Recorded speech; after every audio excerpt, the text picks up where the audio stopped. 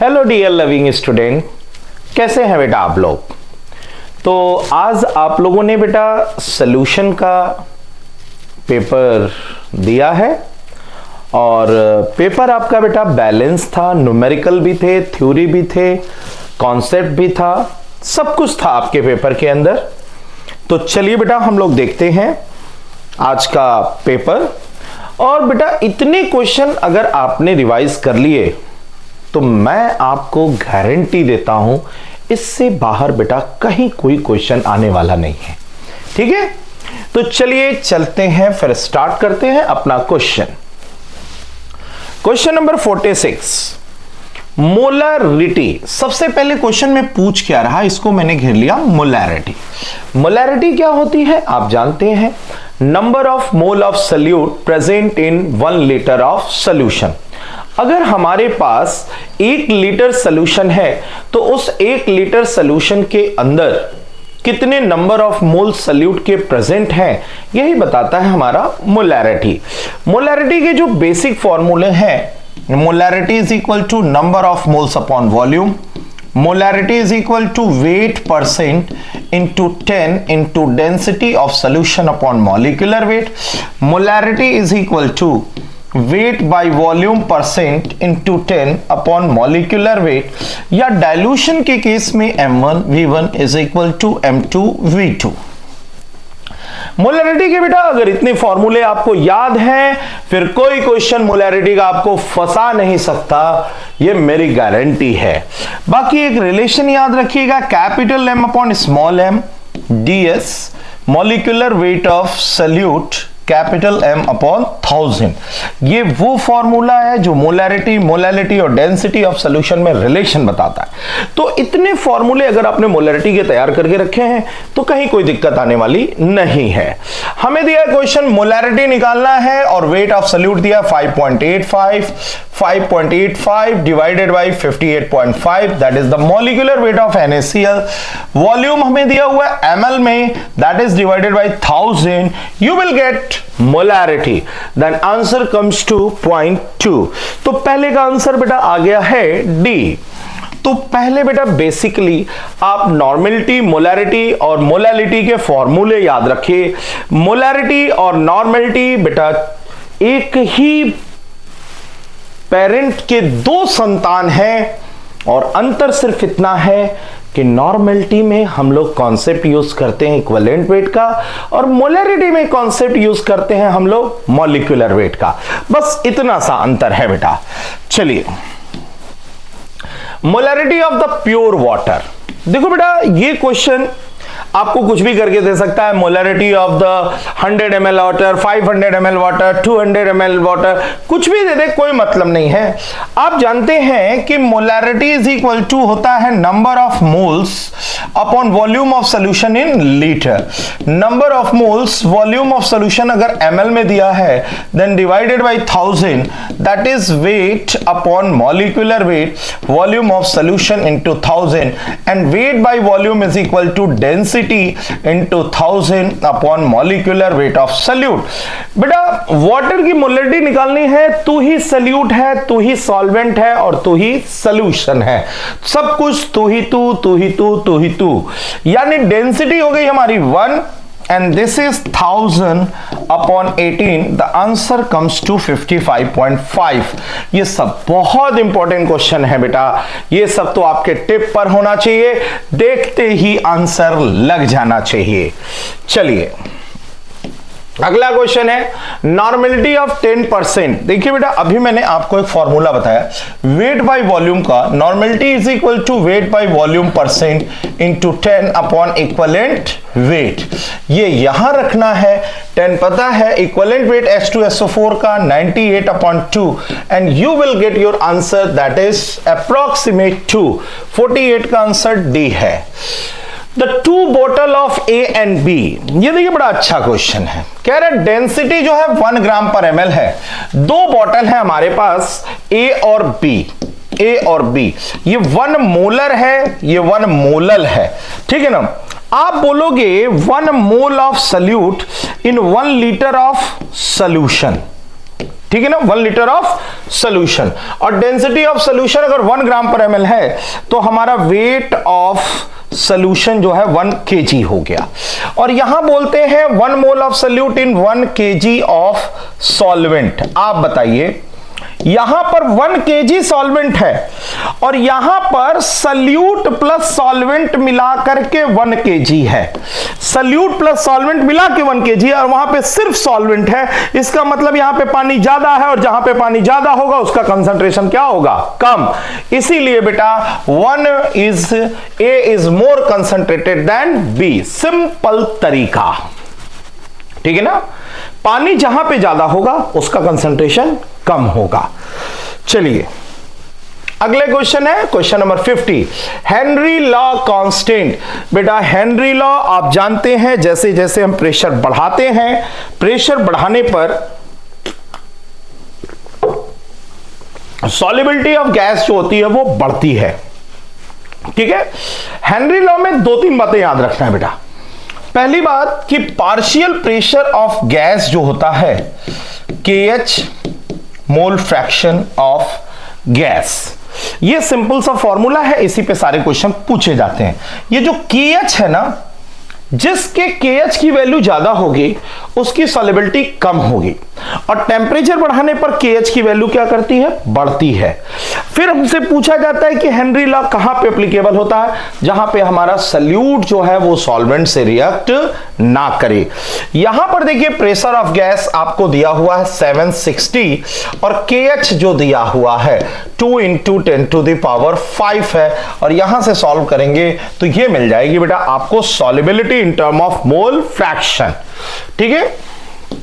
यहां पर हम सॉल्युबिलिटी को मोल फ्रैक्शन के टर्म में लेते हैं। अगला क्वेश्चन वही आ गया, which of the following gas does not follow Henry law.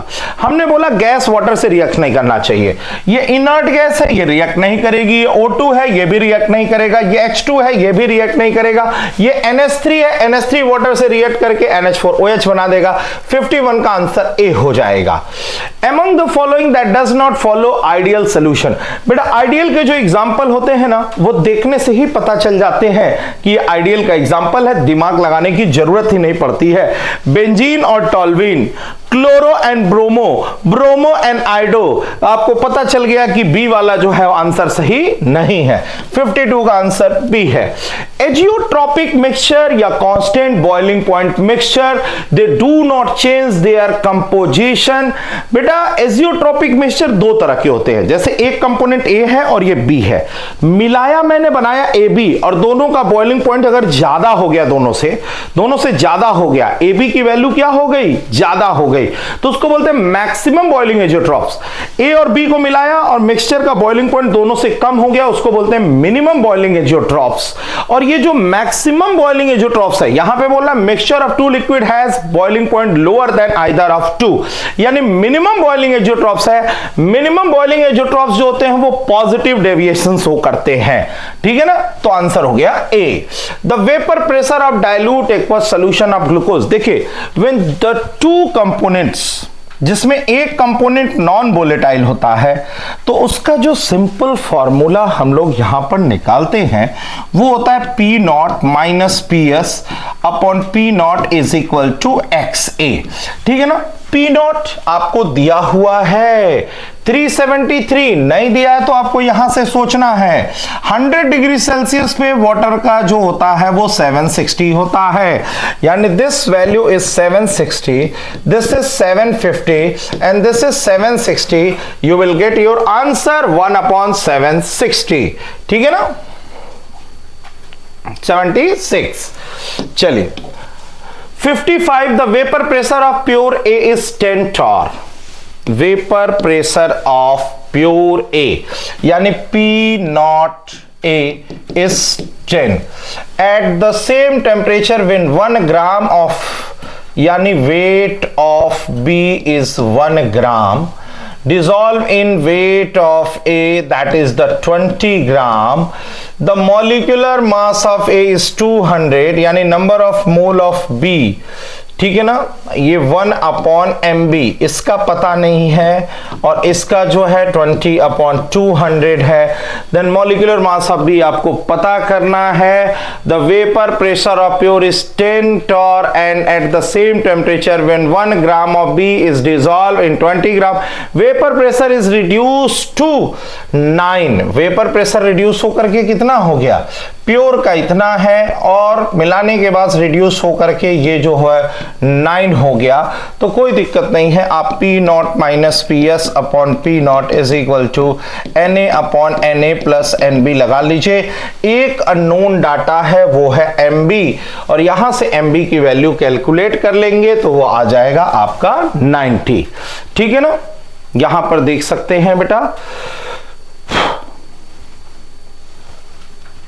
Pure A का 10 था, 1 ग्राम B को डिसॉल्व किया 20 ग्राम ऑफ A में, वेपर प्रेशर रिड्यूस होकर 9 हो गया। ठीक है ना, मोलर मास दिया हुआ, एक अननोन डाटा है वो निकाल लेंगे। 56 कैम्फर एकदम बेटा थ्योरेटिकल क्वेश्चन है, रटा रटाया हुआ क्वेश्चन है। Camphor is used as a solvent to determine the molecular weight of non volatile solute by Rast method because of camphor have the more molar derivation constant is high। Answer A। What would be the freezing point of aqueous solution? देखिए ये सब formula based question है बेटा। यहां पर आपको salute का जो वेट दिया है वो 18 है, molecular mass of solute glucose का 180 हो जाएगा, यानी number of moles 18/180 is equal to 0.1 हो गया। ठीक है, वेट ऑफ सॉल्वेंट जो है आपका 1000 है, यानी कि molality is equal to number of moles upon weight of solvent. ये तो आपने निकाल लिया, ये 0.1 है, ये 1 है, यानी मोलैलिटी आ गई आपकी 0.1। और यहां से निकालना है freezing point of aqueous solution. पहले निकालो, delta TF is equal to KF into molality. Molality यहां रख दीजिए, KF 1.86 हो जाएगा, T0F minus TF, this is 0 degree Celsius. और यहां से बेटा आप निकालेंगे तो निकालने के बाद आंसर जो है आपको मिल जाएगा। यहां देखिए ना, सिंपल सी बात है बेटा, माइनस TF, KF की वैल्यू जो है वो 1.86 है, इसकी वैल्यू 0.1 आ गई, तो बेटा माइनस 0.186 आ जाएगा, 0.186 आंसर हो जाएगा A। 58 if a thin slice of sugar beet is placed in concentrate, मतलब कि हमने कंसंट्रेट कहने का मतलब है कि मैंने हाइपरटोनिक सॉल्यूशन में डाल दिया। देखिए बेटा, हाइपर, हाइपो, आइसो। हाइपर का मतलब क्या होता है, मेरे रिस्पेक्ट में बाहर का जो कंसंट्रेशन है वो उसका कंसंट्रेशन क्या होगा, ज्यादा। अगर मेरे रिस्पेक्ट में बाहर का कंसंट्रेशन अगर ज्यादा है तो हम उसको बोलते हैं हाइपर। और बाहर कंसंट्रेशन ज्यादा है मतलब बाहर पानी कम है और अंदर पानी क्या है, ज्यादा, तो अंदर से निकल करके पानी बाहर जाएगा, यानी शुगर बीट लूज वाटर। ठीक है ना, तो जो भी शुगर बीट है उससे पानी निकल के बाहर जाएगा। हमेशा याद रखिएगा कि बेटा वाटर का जो मूवमेंट होता है वो हमेशा लो कंसंट्रेशन से हाई कंसंट्रेशन की तरफ होता है। लो कंसंट्रेशन का मतलब होता है पानी कम, हाई कंसंट्रेशन का मतलब होता है पानी ज्यादा। ठीक है, तो 58 का आंसर A हो जाएगा। When inorganic precipitation act as the semi-form copper ferrocyanide, रटाया एग्जांपल है बेटा। The best colligative property is osmotic pressure। ठीक है ना, osmotic pressure best colligative property है बेटा। तो आप देखेंगे हर जगह रिलेटिव लोअरिंग में चेंज देखते हैं, डेल्टा TB में चेंज देखते हैं और हम एलिवेशन में भी चेंज देखते हैं, लेकिन ऑस्मोटिक प्रेशर में एग्जैक्ट वैल्यू निकाली जाती है। इसका मेथड भी अच्छा है, तो 60 का आंसर B हो गया। मोल fraction of solvent in solution decreases. बेटा मोल फ्रैक्शन अगर सॉल्वेंट का घट रहा है, इसका मतलब सॉल्वेंट के मोल घट रहे हैं, इसका मतलब वाटर घट रहा है। और अगर पानी घटेगा तो जाहिर सी बात है बेटा बॉइलिंग पॉइंट वहां पे क्या करेगा, बढ़ेगा। बॉइलिंग पॉइंट क्यों बढ़ेगा बेटा, क्योंकि वहां वेपर प्रेशर क्या करेगा, घटेगा। सॉल्वेंट को बढ़ाएंगे वेपर प्रेशर बढ़ेगा, सॉल्वेंट को घटाएंगे वेपर प्रेशर ऑफ क्या करेगा, घटेगा। तो सॉल्वेंट के बढ़ने से वेपर प्रेशर बढ़ रहा है, सॉल्वेंट के घटने से वेपर प्रेशर घट रहा है। तो बेटा सीधी सी बात है बॉइलिंग पॉइंट वहां पर जो है आपका, ठीक है ना, बॉइलिंग पॉइंट तो बढ़ रहा है लेकिन बॉइलिंग पॉइंट डिक्रीज दिया है, वेपर प्रेशर सॉल्यूशन घट रहा है, यहां इंक्रीज दे दिया है। और आप अगर देखिए सॉल्वेंट के घटने से कंसंट्रेशन हमारा क्या करेगा, बढ़ेगा, और कंसंट्रेशन बढ़ेगा तो बेटा ऑस्मोटिक प्रेशर भी क्या करेगा, बढ़ेगा। Which of the following solution at the same temperature will be isotonic. देखो बेटा आइसोटोनिक का मतलब क्या होता है, जो प्राइमरी कंडीशन होती है आइसोटोनिक की वो बोली जाती है, प्राइमरी कंडीशन जो होती है, प्राइमरी कंडीशन जो है वो बोला जाता है कि बेटा प्राइमरी कंडीशन जो होती है वो ये होती है कि हमारा π1 इक्वल टू π2 होना चाहिए, osmotic pressure 1 is equal to osmotic pressure 2 होना चाहिए, ठीक है ना। और दूसरी कंडीशन होती है C1 इक्वल टू हमारा C2 होना चाहिए, C1 इक्वल टू C2 होना चाहिए, ठीक है। ये दो कंडीशन आपको अपने दिमाग में रखनी है, π1 इक्वल टू π2 और C1 इक्वल टू C2।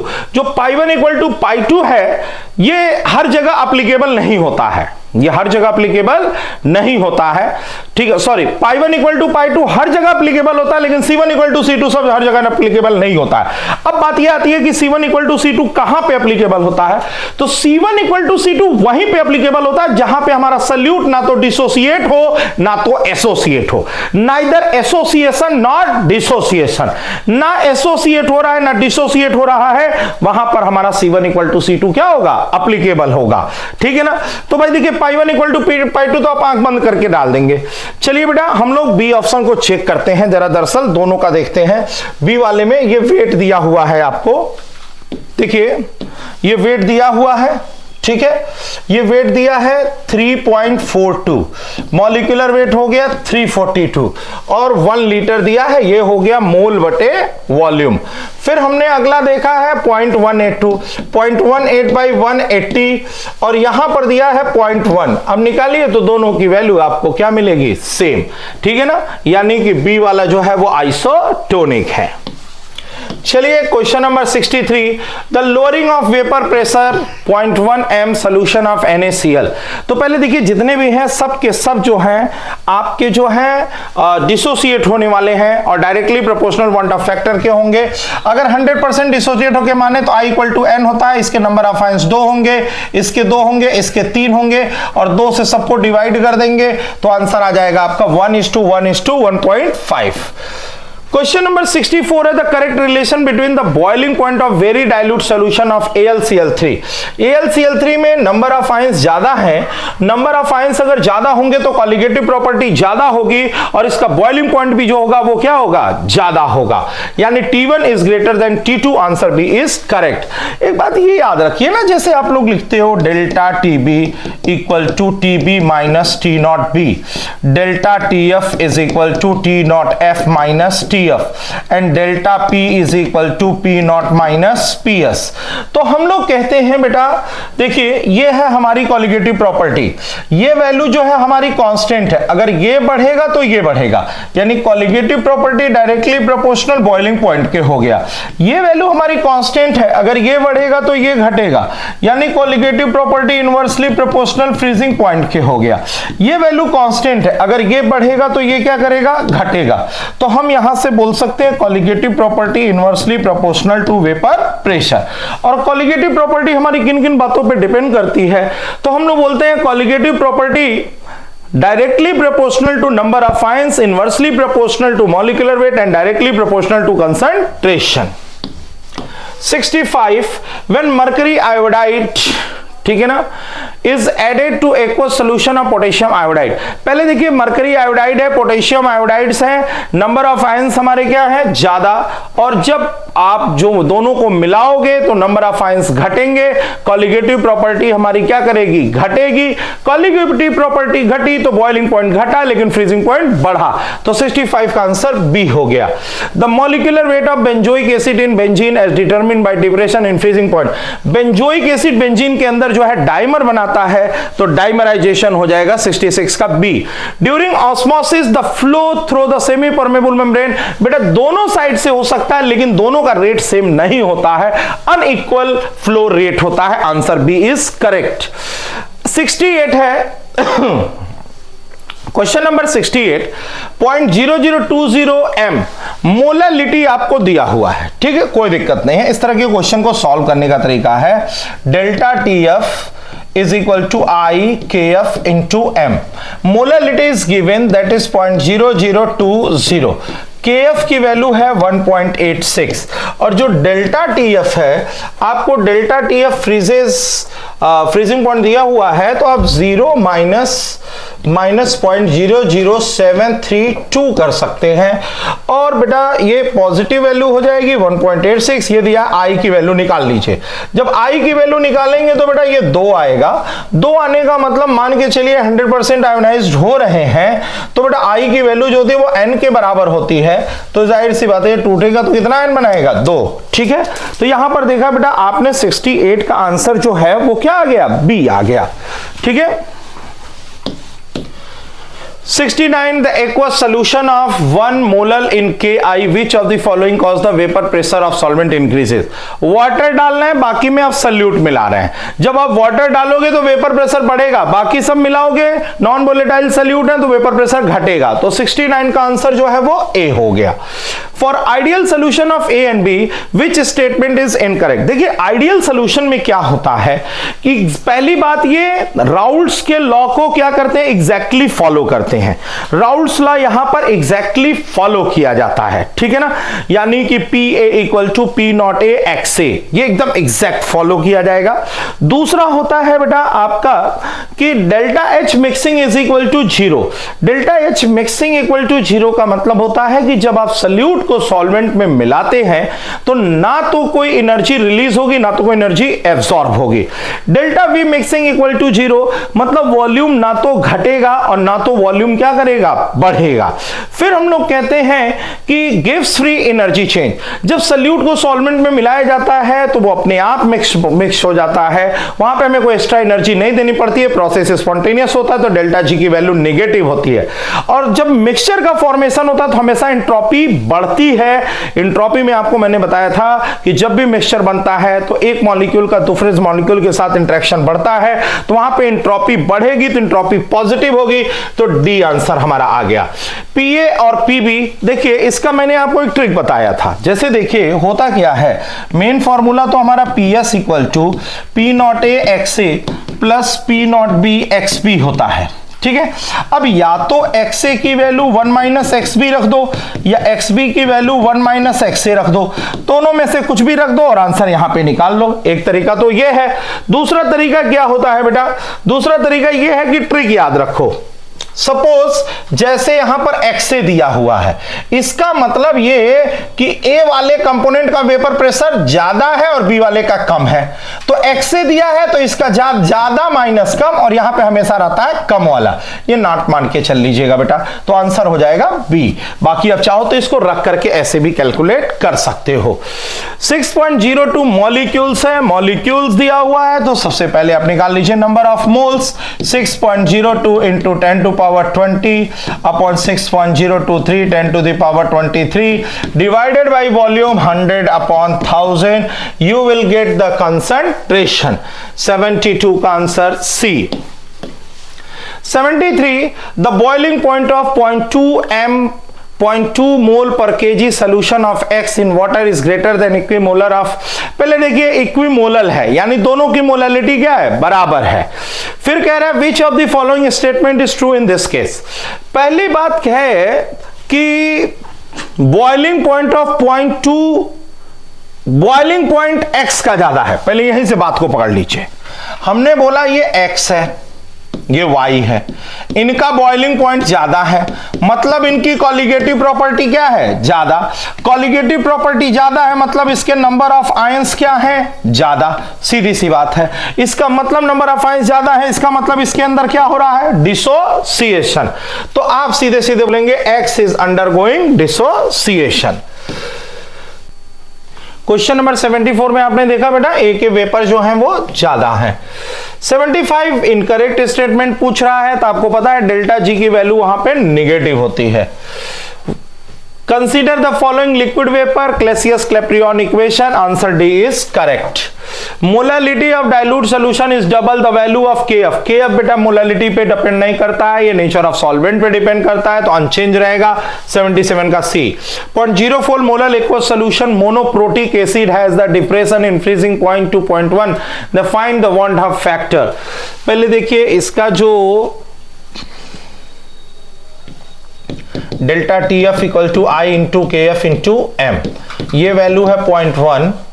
आई आपको फाइंड करना है, के एफ 1.86 ले लेंगे, मोलालिटी 0.04, सॉल्व करेगा, आंसर डी आ जाएगा. Density of 2. अभी मैंने शुरुआत में ही आपको एक फॉर्मूला बताया था कि capital M is equal to small m ds minus MAM upon 1000. ठीक है, अब यहां पर देखिए ये वैल्यू है 2.05, डेंसिटी है 1.02, मॉलिक्यूलर मास आप सल्यूट ले लेंगे, ठीक है ना, सल्यूट.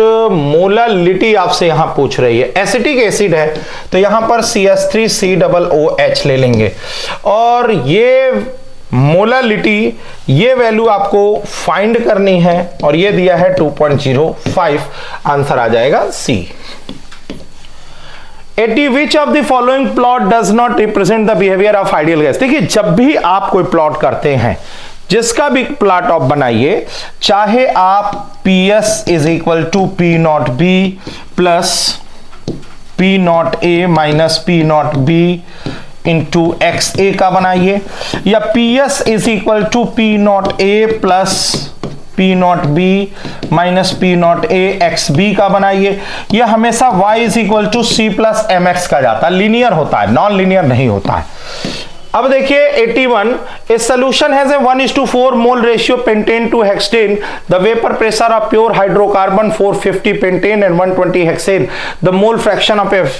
अब यहां पे देखिए सबसे पहले तो आप निकालिए P total equal to P not pentane X pentane P not hexane X hexane होगा. अब यहां पर देखिए 1:4 पेंटेन टू हेक्सेन है, तो यानी P नॉट 440 पेंटेन है तो 440, और पेंटेन हो जाएगा 1/5, और अगला है 120 इंटू 4/5, यहां से निकाल दिया P टोटल. और आपसे पूछा जा रहा है Y पेंटेन, तो Y पेंटेन का मतलब हुआ P pentane upon P total. P total की वैल्यू यहां रखिए, इसकी वैल्यू यहां रख दीजिए, YP आपको मिल जाएगा. 81 का आंसर आ गया B, क्योंकि जब भी वेपर फेज में बात करता है तो वेपर फेज में हमेशा और हमेशा याद रखिएगा वहां पर डाल्टन्स लॉ चलता है, राउल्ट्स लॉ वहां पर नहीं चलने वाला है. 81, 82 mixture of liquid showing the positive deviation का एग्जांपल एसीटोन एंड इथेनॉल है. वहां पे कहा जाता है सेम मॉलिक्यूल के बीच जो अट्रैक्शन होगा वो डिफरेंट से क्या होता है, ज्यादा होता है. ठीक है ना. 83 colligative property depend on relative number of solute molecule in solution and the nature of the solvent. Solution of urea boils at the 100 point. this पहले देखिए इसमें क्या करना है, ये हमारा हो गया delta TB equal to KB into M, और ये हमारा है delta TF is equal to KF into M, दोनों का ये सेम है. अब ये इसको हम लिख सकते हैं TB minus T not B, और इसको T not F minus TF. अब देखिए सारी वैल्यू आपको यहां पे दे रखी है, KF है 1.86, KB है 0.512, और बॉइलिंग पॉइंट ये है 100.18, and this is 100 degree Celsius, this is 0 degree Celsius. You have to find this value. This is very very important question, and 84 का आंसर आपको B मिल जाएगा. चलिए question number 85, 5% solution of cane sugar. पहले देखिए 5% का मतलब क्या हुआ, हमेशा वेट बाय वॉल्यूम में लिया करें, 5 ग्राम इन 100 ml. ठीक है, 5 ग्राम केन शुगर है 342 अपॉन 100 अपॉन 1000, ये आपको मिल गया C. और दूसरा है 1% यानी 1 upon molecular weight by 100 upon 1000. बस MW की वैल्यू यहां से फाइंड कर लीजिए, आंसर C आ जाएगा 88.1. 4। 86 द डिग्री ऑफ डिसोसिएशन। देखिए दो फॉर्मूले हैं, अगर डिसोसिएशन हो रहा है तो alpha equal to I minus one by N minus one. अब यहां पर n की वैल्यू x और y है, टोटल नंबर ऑफ आयंस क्या है x और y। अगर एसोसिएशन हो रहा है तो 1 माइनस आई 1 बाई n। तो आंसर यहां से आपको साफ साफ दिख रहा है, आंसर सी है। चलिए question number 87, when equimolar solution of glucose NaCl barium nitrate, इसके अंदर नंबर ऑफ आयंस ज्यादा है तो इसकी कॉलिगेटिव प्रॉपर्टी क्या होगी, ज्यादा। कॉलिगेटिव प्रॉपर्टी ज्यादा तो वेपर प्रेशर कम, फ्रीजिंग पॉइंट कम और बॉइलिंग पॉइंट ज्यादा। इस हिसाब से आंसर आ गया आपका ए। अब यहां से देखिए सर्सन रीजन के क्वेश्चन शुरू होते हैं बेटा। कह रहे ideal solution are one which obey Raoult's law, बिल्कुल सही है।